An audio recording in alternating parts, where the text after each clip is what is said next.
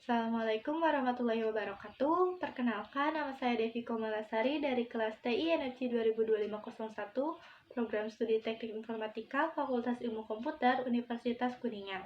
Pada video ini, saya akan mendemonstrasikan atau menjelaskan mengenai program yang telah saya susun, yaitu tentang pendataan lahan dan juga subsidi pupuk, di mana tugas ini atau video ini saya buat untuk memenuhi tugas mata kuliah praktikum struktur data yang diampu oleh Ibu Fauzia MKom.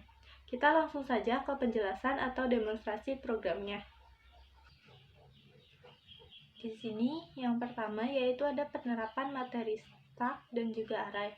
Di sini dibuat stack dengan nama lahan yang berisi ID, nama petani, desa, luas lahan, kemudian subsidi. Untuk luas lahan itu dalam satuan meter persegi, dan untuk subsidi itu akan dihitung secara otomatis, di mana menggunakan rumus luas lahan dikali dengan 0,5. Kemudian untuk array, di sini menggunakan array statis sebagai penampungan data utama stak lahan yang tadi, di mana dengan kapasitas maksimal 100 data. Kemudian ada penggunaan stak lahan sebagai riwayat dari inputan data lahan. Kemudian di sini juga dibuat struct node untuk pointer dan juga single linked list. Kemudian ada struct tree untuk penerapan tree. Selanjutnya yaitu ada algoritma searching menggunakan bubble sort. Di sini dibuat fungsi bubble sort di mana yang berisi perulangan untuk membandingkan data yang bersebelahan, dan posisinya akan ditukar jika data di sebelah kiri lebih besar daripada data di sebelah kanan.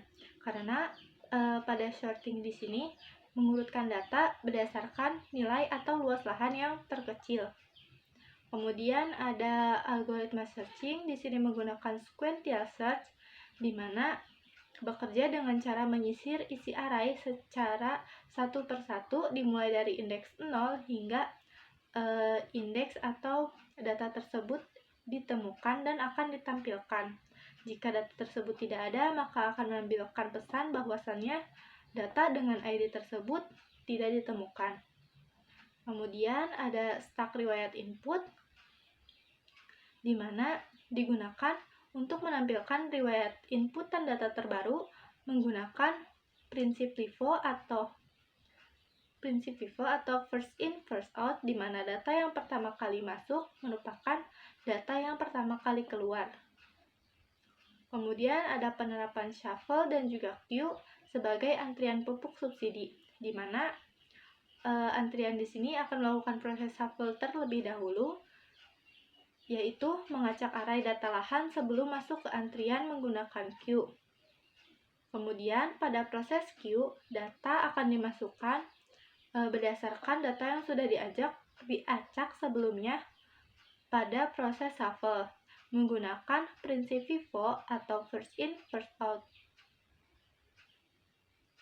Kemudian ada single linked list, di mana pada bagian ini memindahkan data dari array statis ke node dinamis linked list, dan juga akan menampilkan bukti alamat memori dengan linked list, dan juga memvisualisasikan rantai linked list berdasarkan data yang telah dimasukkan. Selanjutnya ada penerapan tree, di mana menggambarkan struktur hierarki wilayah dengan tingkat kabupaten sebagai root atau kepalanya, kemudian dicabangkan kembali ke tingkat kecamatan, dan di dalam tingkat kecamatan dicabangkan kembali ke tingkat desa. Kemudian ada penerapan graph, di mana graph di sini menggunakan matriks ketetanggaan berukuran 4x4, di mana dengan keterangan 1 berarti terhubung secara langsung dan 0 berarti terputus atau tidak dapat terhubung secara langsung. Di sini juga digambarkan mengenai jalur pendistribusian pupuknya.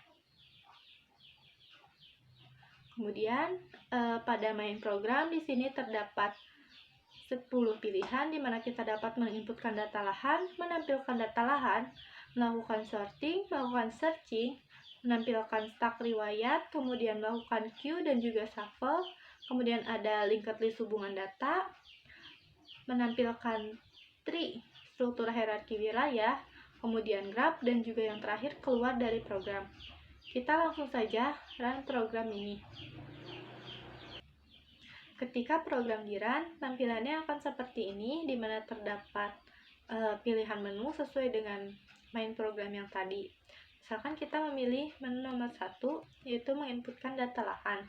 Di sini kita diminta untuk memasukkan ID petaninya, nama petaninya, kemudian nama desanya, dan luas lahannya. Nah, untuk perhitungan subsidi sendiri di sini dilakukan secara otomatis berdasarkan luas lahan yang diinputkan. Misalkan kita akan memasukkan kembali data petani.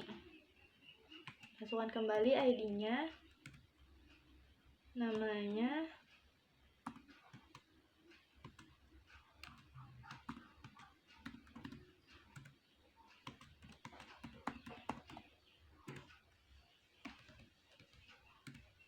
kemudian kita akan menampilkan data lahan yang sudah diinputkan. Gambarnya seperti ini. Kemudian kita akan melakukan sorting data. Tampilannya seperti ini. Misalkan pesan, data berhasil diurutkan dari luas lahan terkecil ke terbesar. Kemudian kita pilih menu nomor 4, di mana kita akan melakukan searching data. Di sini kita diminta untuk memasukkan ID yang akan kita cari. Di sini akan memunculkan pesan, data petani ditemukan berdasarkan ID yang kita cari. Kemudian kita pilih nomor 5, di mana kita akan melihat stak riwayat input dari petani.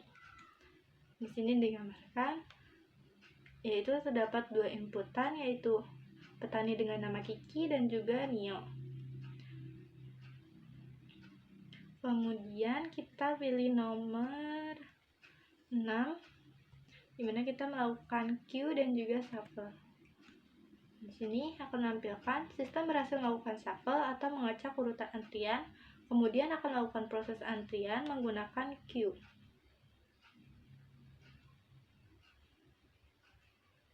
Kemudian kita pilih menu nomor 7, di mana akan menampilkan linked list hubungan data.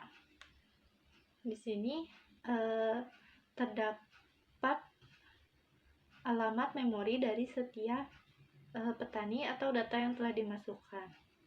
Di mana alamat memori yang pertama yaitu ini, kemudian merujuk ke alamat selanjutnya, ini berarti data yang kedua. Kemudian yang terakhir 0 karena tidak ada lagi data yang dimasukkan. Di sini juga digambarkan mengenai visualisasi rantai linked list-nya, di mana P02, kemudian P01 dan 0, yaitu tidak ada data lagi. Kemudian kita memilih menu nomor 8, di mana menampilkan struktur hierarki wilayah, di mana tingkat kabupaten berada paling atas atau sebagai kepalanya, kemudian cabang kepada tingkat kecamatan, dan juga bercabang kembali ke tingkat desa. Kemudian yang terakhir yaitu nomor 9, yaitu peta pendistribusiannya, dimana di sini digambarkan menggunakan matriks berukuran 4x4, dimana 1 itu berarti terdapat hubungan dan 0 berarti tidak terdapat hubungan secara langsung. Di sini juga divisualisasikan kembali mengenai jalur pendistribusian pupuknya, dimana dari gudang pusat bisa langsung menuju ke desa Bojong dan juga langsung menuju ke desa Panawan. Tetapi dari gudang pusat tidak dapat langsung menuju ke desa Cilimus, melainkan harus melalui desa Bojong terlebih dahulu. Kemudian yang terakhir yaitu keluar dari program, dan akan menampilkan keluar dari program selesai. Kesimpulannya, program yang telah saya susun mengenai sistem pendataan lahan dan juga pendistribusian pupuk subsidi telah berhasil menerapkan 10 materi dalam praktikum struktur data, di mana output yang dihasilkan juga sudah sesuai dengan program yang dibuat.